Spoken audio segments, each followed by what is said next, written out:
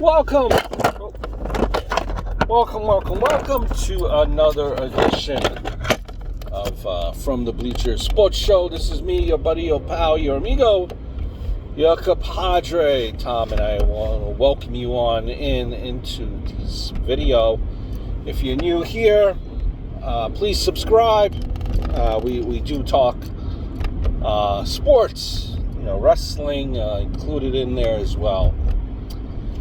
And the news coming out of Net Camp, which is my NBA team of choice to root for, Brooklyn Nets, they have hired Steve Nash to be their new head coach. Now, Steve Nash, Hall of Famer point guard extraordinaire. Steve Nash does have some history with Golden State and Steve Kerr in the sense that he was kind of in the player development section of that organization there, was helping with players. So he's been around. Here's the positive. He's been around guys like Kevin Durant. Apparently, he's Kevin Durant and Steve Nash have a good relationship.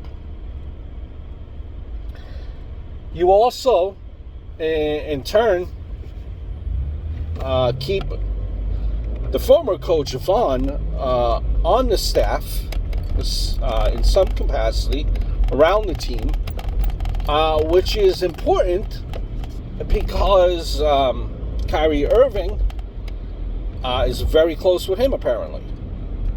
So you have, and Kyrie Irving, more so than Durant,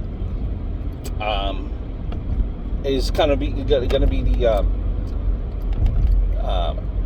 the main factor here, I think, trying to keep him happy, trying to keep him focused, because, we hear stories. Whether they're true or not, I don't know. I'm not in the locker room, but you apparently the Brooklyn Nets are doing whatever they could to keep everyone happy here. Now you figure with a guy like Durant and a guy like Irving that this type of a move, this is your new NBA. So it's not like it was before. This is your new NBA, and pretty much, you have your GMs and your owners, sit back, because you're really not in charge. It's your superstars. It's your superstars that are in charge and have the final say of who comes aboard. So, did Irving and Durant have to be on board with this move? I think you betcha. Very well, you betcha. They have to be on board with this move. And it's a move, honestly, that when you think, wow, when you first hear it, shocking. Because there was no mention of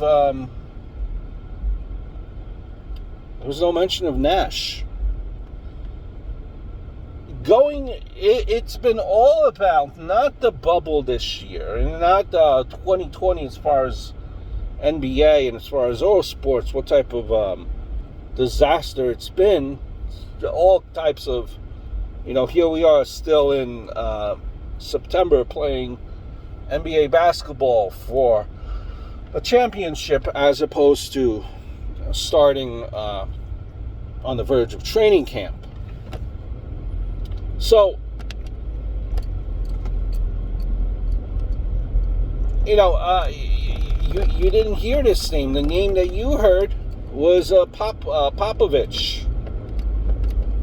And Pops, apparently, all indications are a lot of guys like playing for Pop. Don't ask Kawhi Leonard about Pop. Don't consult him, though. So, It's your new NBA.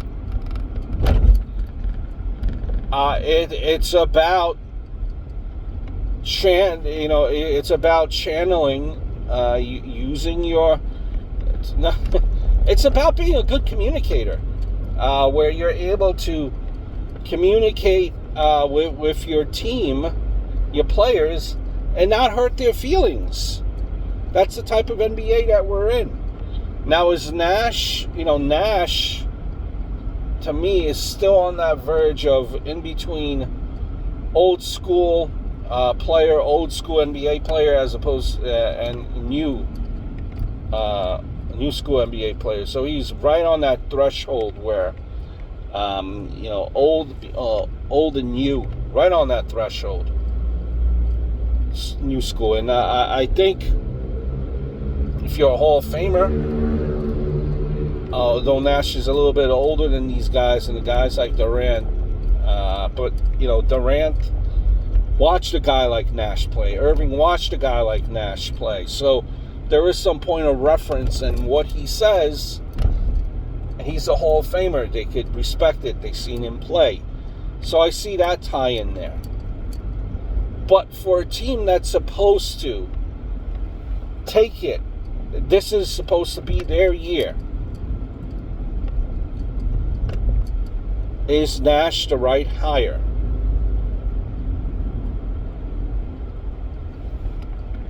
Wouldn't you have gone with Pop? Maybe, or you hear names of a guy like Jeff Van Gundy, whose name constantly pops up.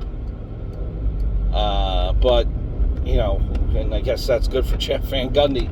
Still keeps himself relevant in the coaching game, even though he's been, at this point, in the broadcasting booth for quite some time. I don't know. We have seen these situations. We have seen. Now, I thought Jason Kidd would be a good coach, and after he left New Jersey, it kind of just fell apart for him. We've seen Mark Jackson. I still think Mark Jackson deserves a second chance. We've seen Pat Ewing, though it's not the NBA, it's college. What he's done, just a game above 500. 2 games, above 500. But then again, we've seen what Steve Kerr has done. Golden State. So maybe you tell me it's about the talent that you have, which, as long as you have the talent, that's all that matters. I don't know. As long as you have the talent, a coach really, I don't know. I don't know what to think of this hire. Is this coach going to be able to know his rotations and who to start, who's coming off the bench? Maybe that's why you have Vaughn there. Okay, so